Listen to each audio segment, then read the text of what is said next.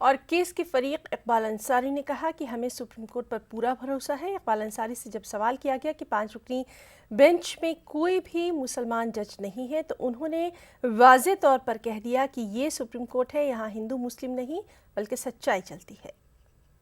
देखिए, ये काम सरकार का है, कोर्ट का है, इस पे हम कोई टिप्पणी नहीं करते। कोर्ट जो भी करेगा हम उस जो है उसको मानेंगे। हम साफ कहते हैं कि हम इससे राजनीति नहीं करते। चाहे जो वकील हो, चाहे जो जज हो, जो भी वो करेंगे वो हम लोगों को मानना पड़ेगा। ये संवैधानिक बात है। देखिए, ऐसा है, सबके यहाँ वकील ही जाते हैं, हिंदू पक्षकार में भी वकील जाते हैं। आज जाके देखिए, जो है हिंदू महासभा या निर्मोही अखाड़ा कोई नहीं गया होगा, हम भी नहीं जाते वहाँ वकील देखते। ये आज की बात नहीं है। जो वकील वहाँ जो है मौके पे मौजूद है वही देखते हैं, क्योंकि ये संवैधानिक काम है। क्योंकि बहुत सी जगह पक्षकार नहीं जाते, वकील ही तारीख लेता है। देखिए, कोर्ट सबूतों के आधार पे चलता है, हिंदू मुसलमान पे नहीं चलता। हमारे यहाँ हिंदुस्तान में तो ये जात बात तो नेता लोग बताते हैं, जात तो नेता पूछते हैं। हिंदुस्तान की पब्लिक आज भी मोहल्ले में लोग जात नहीं पूछते, नेता केवल जात पूछते हैं। कोर्ट में चाहे हिंदू हो, चाहे मुसलमान, चाहे सिख हो, चाहे ईसाई, कोर्ट चलता है सबूतों के आधार पे। हम कोर्ट की बात मानेंगे, ये हमारा संवैधानिक है। और all India Muslim personal law board के रुकन कासिम रसूल इलियास से न्यूज़ 18 नुमाइंदे खुर्रम शहजाद ने खास बातचीत की। आज समाअत हुई है। डॉक्टर कासिम रसूल Ilyas all India Muslim personal law board की बाबरी मस्जिद कमेटी के कन्वीनर हैं, खुद कोर्ट में मौजूद थे, हमारे साथ हैं। डॉक्टर साहब, क्या हुआ?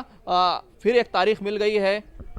देखिए, आज असल में जब कोर्ट की सुनवाई शुरू हुई तो हमारे जो वकील थे डॉक्टर राजू धवन साहब, उन्होंने एक बहुत ही इम्पॉर्टेंट क्वेश्चन रेस किया कि ये जो बेंच बनी है उस बेंच में जस्टिस यू ललित जो हैं वो एक बार इससे पहले कल्याण सिंह वाले केस में बाबरी मस्जिद के मसले पर एक पार्टी की तरफ से अपीयर हो चुके हैं। चुनांचे वो इसके लिए यानी इस बेंच के लिए सूटेबल नहीं है। तो कोर्ट ने इस बात को एक्सेप्ट किया कि ये गलती हुई है। 97 में वो अपीयर हो चुके थे, तो कोर्ट ने इसको माना और कोर्ट ने कहा हम दूसरी बेंच बनाएंगे और अगली तारीख 29 होगी।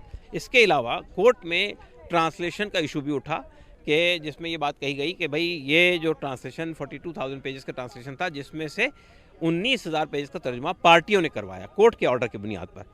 तो कोर्ट ने कहा कि हम हमारी रजिस्ट्री को हम ये इंस्ट्रक्शन देते हैं कि वो उसकी ऑथेंटिसिटी को, यानी जो ट्रांसलेशन हुआ है वो ऑथेंटिक है या नहीं, इसके ऑथेंटिसिटी को चेक करने की वो देंगे। इससे पहले कपिल सिब्बल आपकी तरफ से पेश हो रहे थे, उस वक्त उन्होंने कहा 2019 के बाद इस मामले की सुनवाई हो कि इससे पॉलिटिकल माइलेज लिया जा रहा है।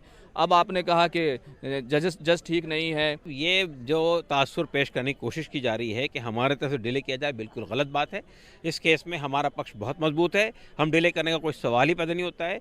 देखिए, पहली बात तो ये कि जब कपिल सिब्बल ने ये मसला उठाया था, वो बात ये सिर्फ थी कि एक मशवरा था कोर्ट के सामने कि चूंकि ये एक पॉलिटिकल इशू बन चुका है और जो पार्टियाँ इसमें इन्वॉल्व है वो पार्टी इसको पॉलिटिकल माइलेज के लिए इस्तेमाल कर रही है, और ये हकीकत है, सब जानते हैं इसको।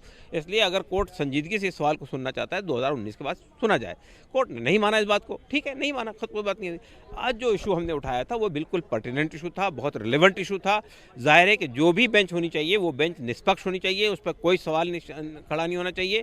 और जाहिर बात है कि इस पर सवाल खड़ा हो रहा था। एक जज साहब इससे पहले अपीयर हो चुके थे एक पार्टी के लिए, तो वो कैसे जज हो सकते हैं इसके अंदर? स्पेशली हमने कहीं ये बात नहीं कही एक मुस्लिम जज होना चाहिए।